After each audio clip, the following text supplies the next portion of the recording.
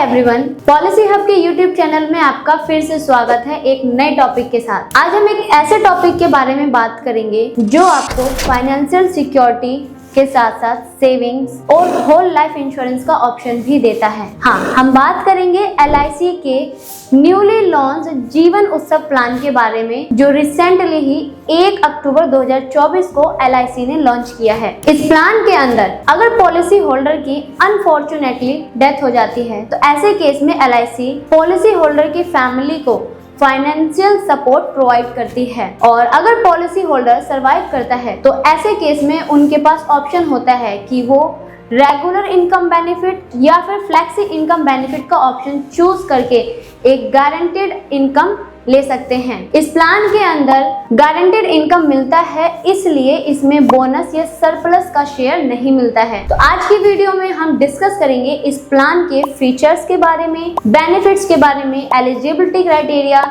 Discounts के बारे में विद एग्जांपल समझेंगे। तो वीडियो स्टार्ट करने से पहले इंट्रोडक्शन कर लेते हैं। मैं हूं मरियम खान, फाइनेंशियल एडवाइजर, और मैं लेकर आती हूं आपके लिए इंश्योरेंस से रिलेटेड जानकारियां। तो सबसे पहले हम स्टार्ट करते हैं इस प्लान के एलिजिबिलिटी क्राइटेरिया के साथ। इसमें minimum premium paying term 5 year का चूज कर सकते हैं और मैक्सिमम इसमें 16 इयर्स का है। और एंट्री एज की बात करें, एंट्री एज इसमें प्रीमियम पेइंग टर्म के ऊपर डिपेंड करता है कि जितना प्रीमियम पेइंग टर्म आपने सेलेक्ट किया है एंट्री एज उसी के अकॉर्डिंग होगी। 5 ईयर का प्रीमियम पेइंग टर्म सेलेक्ट किया है तो इसमें मिनिमम एंट्री एज 8 ईयर है और मैक्सिमम एंट्री एज 65 इयर्स है। तो अगर आपने 5 ईयर से लेकर 8 ईयर तक का प्रीमियम पेइंग टर्म सेलेक्ट किया है तो इसमें मिनिमम एंट्री एज 8 ईयर्स है और जो मैक्सिमम एंट्री एज है वो 65 इयर्स रहेगी। और अगर आपने प्रीमियम पेइंग टर्म 9 ईयर का सिलेक्ट किया है तो इसमें मिनिमम एंट्री एज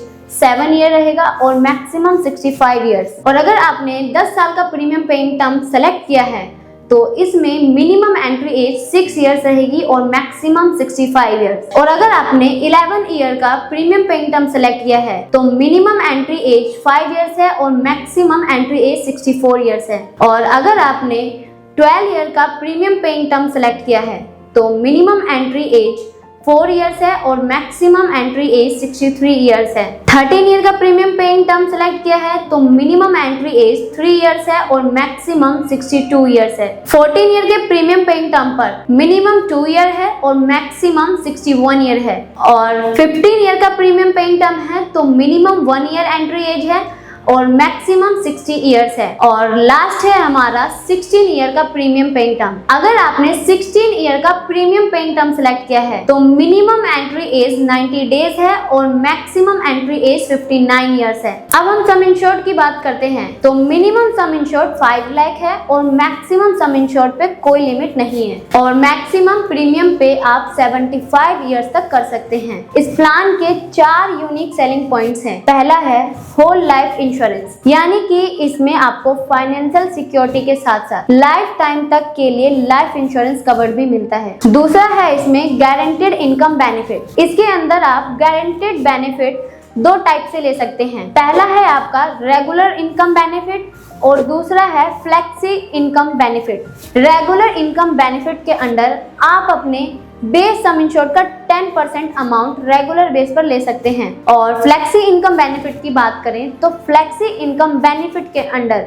आपके पास ऑप्शन रहता है कि आप अपना जो गारंटेड इनकम बेनिफिट है वो मंथली, क्वार्टरली, हाफ ईयरली या ईयरली बेस पर फ्लेक्सिबिलिटी रहती है कि आप किस ऑप्शन पे और कितना अमाउंट कितने टाइम तक के लिए लेना चाहते हैं। तीसरा है इसमें गारंटेड एडिशन। गारंटेड एडिशन के अंदर during the policy premium paying term आपकी पॉलिसी में हर साल LIC एक गारंटेड एडिशन अमाउंट ऐड करती है। और चौथा है कि आपने अगर हाईएस्ट सम इंश्योर्ड ऑप्शन ऑप्ट किया है तो इसमें आपको अट्रैक्टिव रिबेट्स मिलते हैं। इस पॉलिसी में date of commencement of risk की बात करें, यानी कि पॉलिसी में रिस्क कब से स्टार्ट होता है, तो अगर एंट्री एज 8 ईयर से कम है तो पॉलिसी के इश्यू होने के 2 साल के बाद से रिस्क स्टार्ट होता है और अगर 8 साल से ऊपर की एज है तो रिस्क पॉलिसी इश्यू होने के तुरंत बाद ही स्टार्ट हो जाता है। अब हम इस प्लान के बेनिफिट्स के बारे में बात करते हैं। सबसे पहले हम बात करेंगे डेथ बेनिफिट की। डेथ बेनिफिट के अंडर अगर पॉलिसी होल्डर की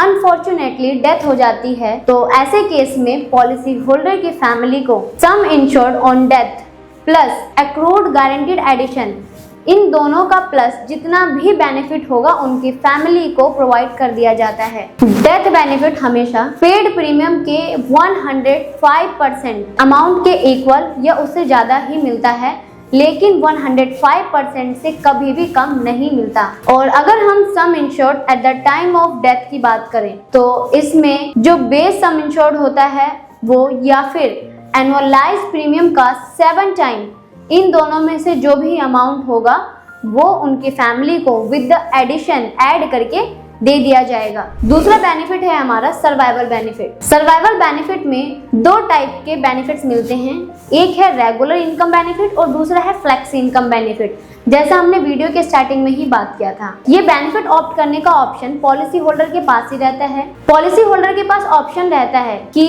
या तो वो फ्लेक्सी इनकम बेनिफिट का ऑप्शन ले लें या अगर वो नहीं लेते हैं तो उसमें कंपनी उनको 5.5% का इंटरेस्ट भी ऐड करके देती है और policy holder with in 1 year जितना भी बैलेंस फंड है उसका 75% अमाउंट विड्रॉ कर सकते हैं, पर उसके लिए उन्हें रिटर्न रिक्वेस्ट करनी पड़ेगी। अब हम बात करेंगे कि कितने टाइम बाद से हमें रेगुलर इनकम या फ्लेक्सी इनकम बेनिफिट मिलना स्टार्ट हो जाएगा। तो अगर आपने 5 ईयर से लेकर 8 ईयर तक का प्रीमियम पेइंग टर्म सिलेक्ट किया है तो आपको रेगुलर इनकम या फ्लेक्सी इनकम का बेनिफिट 11th ईयर से मिलना स्टार्ट हो जाएगा। और अगर आपने 9 ईयर का प्रीमियम पेइंग टर्म सिलेक्ट किया है तो आपको 12th ईयर से रेगुलर इनकम और फ्लेक्सी इनकम का बेनिफिट मिलना स्टार्ट हो जाएगा। और अगर आपने 10 ईयर का प्रीमियम पेइंग टर्म सिलेक्ट किया है तो आपको 13th ईयर से इनकम बेनिफिट मिलना स्टार्ट हो जाएगा। और अगर 11 ईयर का प्रीमियम पेइंग टर्म है तो 14 ईयर से,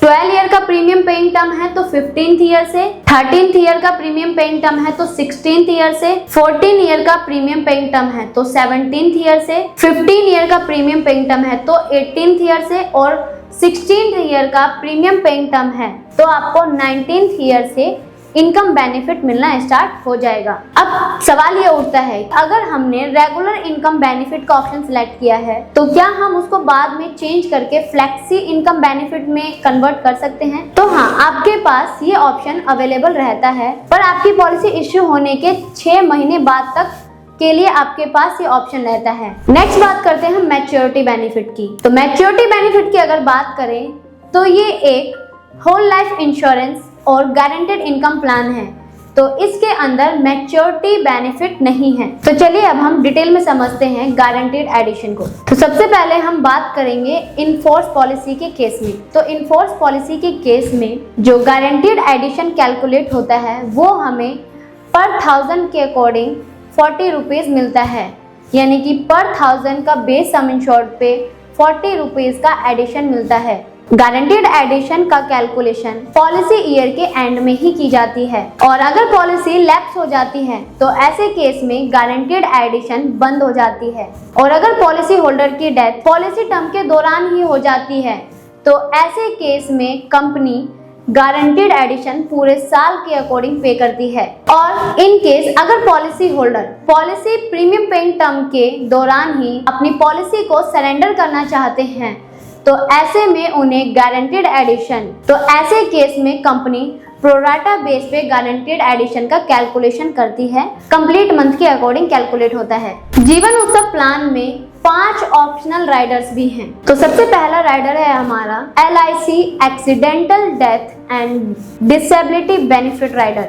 इस राइडर का कवर पॉलिसी में 70 इयर्स तक के लिए कवर्ड होगा और इस राइडर के लिए minimum premium paying term 5 years का होना चाहिए और इस राइडर को ऑप्ट करने के लिए मैक्सिमम 65 इयर्स की एज है। और अगर हम बेनिफिट्स की बात करें तो अगर एक्सीडेंटल केस में 180 दिन के अंदर एक्सीडेंट की वजह से पॉलिसी होल्डर की डेथ हो जाती है तो ऐसे केस में पॉलिसी होल्डर की फैमिली को सम इंश्योर्ड का लमसम अमाउंट पे कर दिया जाता है। और अगर एक्सीडेंट की वजह से 180 दिन के अंदर डिसेबिलिटी होती है तो उन्हें नेक्स्ट 10 इयर्स के लिए मंथली बेसिस पर बेनिफिट प्रोवाइड किया जाता है। और एक्सीडेंटल डेथ के केस में जो फ्यूचर प्रीमियम है उन्हें भी वेव कर दिया जाता है। नेक्स्ट राइडर है हमारा accident benefit rider. Accident benefit rider के एलिजिबिलिटी क्राइटेरिया की बात करें तो ये पॉलिसी के इनफोर्स में ही किसी भी टाइम ऑप्ट किया जा सकता है और इसका minimum premium paying term 5 years का होना चाहिए। तो कवरेज इसमें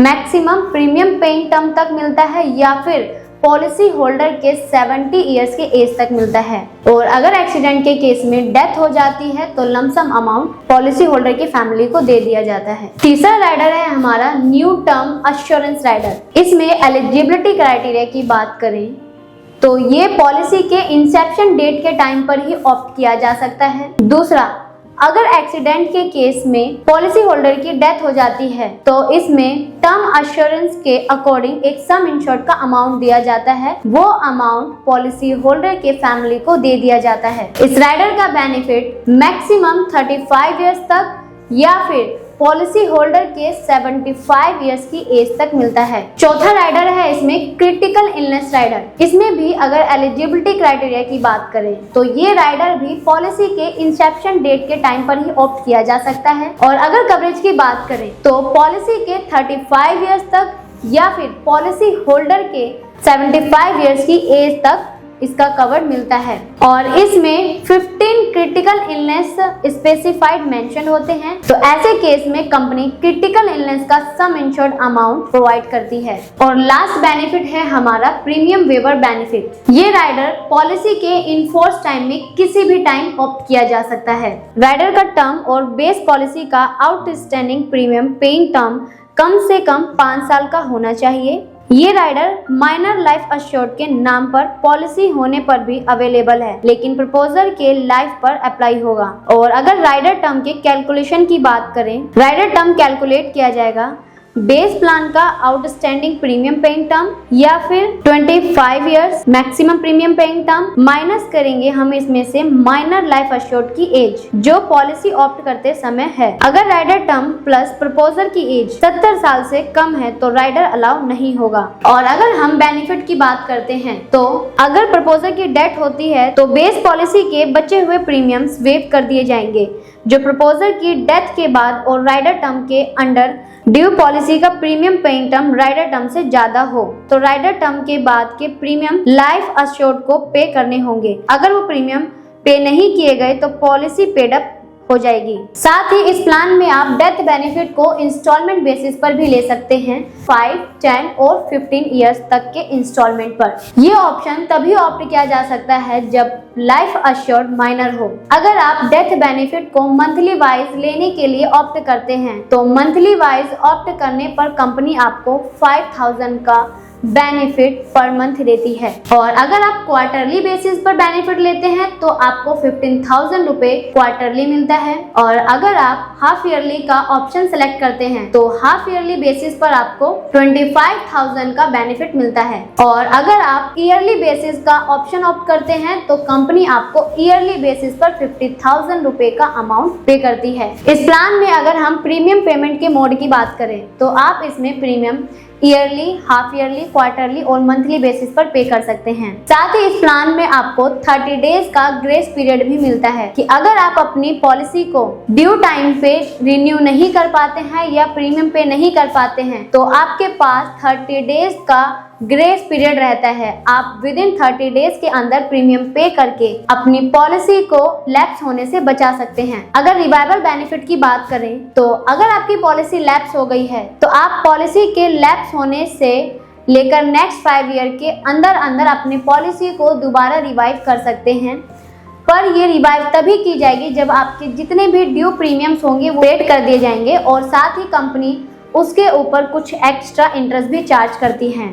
ये सारे अमाउंट क्लियर करने के बाद आपकी पॉलिसी को फिर से रिवाइव कर दिया जाएगा। अब हम इस प्लान में पेड अप वैल्यू की बात करेंगे। तो अगर पॉलिसी में 2 साल से कम का प्रीमियम पे किया गया है और नेक्स्ट प्रीमियम भी टाइम पर पे नहीं किया गया तो ग्रेस पीरियड के निकलने के बाद ये पॉलिसी के जितने भी बेनिफिट्स होते हैं वो सब लैप्स हो जाते हैं। तो पॉलिसी को लैप्स होने से बचाने के लिए 2 साल का प्रीमियम फुली पेड होना चाहिए और टाइमली पे होना चाहिए। तो ऐसे में पॉलिसी लैप्स नहीं होती, वो एक पेड अप पॉलिसी हो जाती है। अब हम इस पॉलिसी के सरेंडर वैल्यू की बात करते हैं। तो सरेंडर वैल्यू में हम सबसे पहले बात करेंगे रेगुलर इनकम बेनिफिट की। रेगुलर इनकम बेनिफिट के अंदर जो गारंटेड सरेंडर वैल्यू होगा वो है total premium paid multiply by guaranteed surrender value, जो टोटल प्रीमियम के लिए एप्लीकेबल है, plus accrued guaranteed addition multiply करेंगे गारंटेड सरेंडर वैल्यू, जो एक्रूड गारंटेड एडिशन के लिए एप्लीकेबल है। इस अमाउंट से रेगुलर इनकम बेनिफिट जो सरेंडर तक ड्यू है और पेड हैं डिडक्ट किए जाएंगे। और दूसरा हम बात करते हैं फ्लेक्सी इनकम बेनिफिट की। तो इसमें जो गारंटेड सरेंडर वैल्यू होगा वो है total premiums paid multiply guaranteed surrender value, जो टोटल प्रीमियम्स के लिए एप्लीकेबल है, plus accrued guaranteed addition multiply by guaranteed surrender value factors, जो एक्रूड गारंटेड एडिशन के लिए एप्लीकेबल है। इस अमाउंट से फ्लेक्सी इनकम बेनिफिट जो सरेंडर तक ड्यू हैं डिडक्ट किए जाएंगे। इसके अलावा फ्लेक्सी इनकम जो ड्यू हैं और विड्रॉ नहीं किए गए हैं वो इंटरेस्ट के साथ सरेंडर तक एक्यूमुलेट होकर पेबल होगा। बाकी आप ये गारंटेड सरेंडर वैल्यू का फैक्टर रेट स्क्रीन पर देख सकते हैं। अब हम इस प्लान में लोन फैसिलिटी की बात करते हैं। तो लोन फैसिलिटी की अगर बात की जाए तो अगर पॉलिसी होल्डर ने 2 साल का प्रीमियम पे कर दिया है तो ऐसे में वो अपने पेड प्रीमियम का 75% लोन ले सकते हैं अगर पॉलिसी इनफोर्स है तो, और अगर पॉलिसी पेड अप हो चुकी है तो वो अपने पेड प्रीमियम का 50% लोन ले सकते हैं। अगर पॉलिसी में कोई आउटस्टैंडिंग लोन है तो उसकी रिकवरी रेगुलर इनकम बेनिफिट या फ्लेक्सी इनकम बेनिफिट के थ्रू किया जाएगा। लोन पर लगने वाला इंटरेस्ट रेट जो पूरे लोन टर्म के लिए एप्लीकेबल होगा हर 12 महीने की पीरियड के लिए 1 मई 2023 से 30 अप्रैल 2024 तक लोन के लिए applicable interest rate 9.5% per annum compounding half yearly है। और लोन इंटरेस्ट के डिटर्मिनेशन का रेट चेंज भी हो सकता है, यानी कि ये फ्लेक्सिबल रहता है। और अगर हम टैक्स बेनिफिट की बात करें तो आप इनकम टैक्स के 86 सेक्शन के अंडर टैक्स बेनिफिट ले सकते हैं। नेक्स्ट बात करेंगे हम फ्री लुक पीरियड की। तो अगर आपको कंपनी का टर्म एंड कंडीशन समझ में नहीं आता है या आप उनके टर्म एंड कंडीशन से एग्री नहीं है तो आपके पास 15 डेज का फ्री लुक पीरियड रहता है।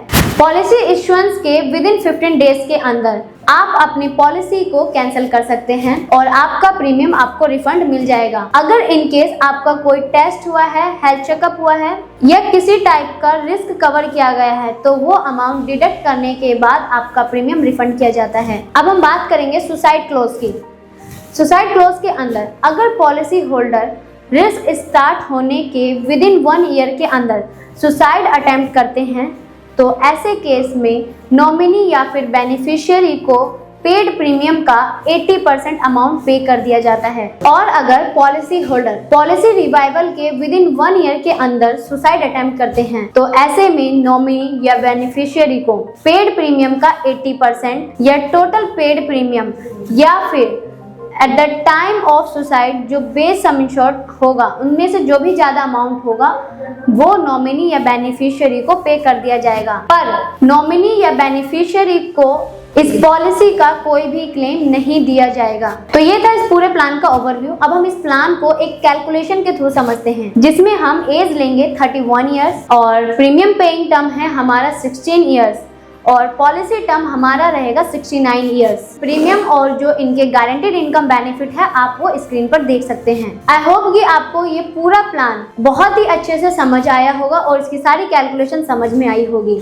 अगर आपको फिर भी इस प्लान से रिलेटेड कोई क्वेरी है तो आप अपनी क्वेरी को नीचे कमेंट सेक्शन में ड्रॉप कर सकते हैं या फिर इस वीडियो के नीचे दिए गए कॉन्टेक्ट डिटेल पर आप पॉलिसी हब की टीम को बाय कॉल, बाय चैट और बाय मेल कॉन्टेक्ट करके फ्री एडवाइस ले सकते हैं। अगर आपको वीडियो अच्छी लगी तो हमारी वीडियो को लाइक करें, शेयर करें और हमारे YouTube चैनल को सब्सक्राइब करें ताकि आपके पास और भी अपडेटेड जानकारियां आती रहें। तो मिलते हैं आपसे नेक्स्ट वीडियो में एक नए टॉपिक के साथ। तब तक के लिए धन्यवाद।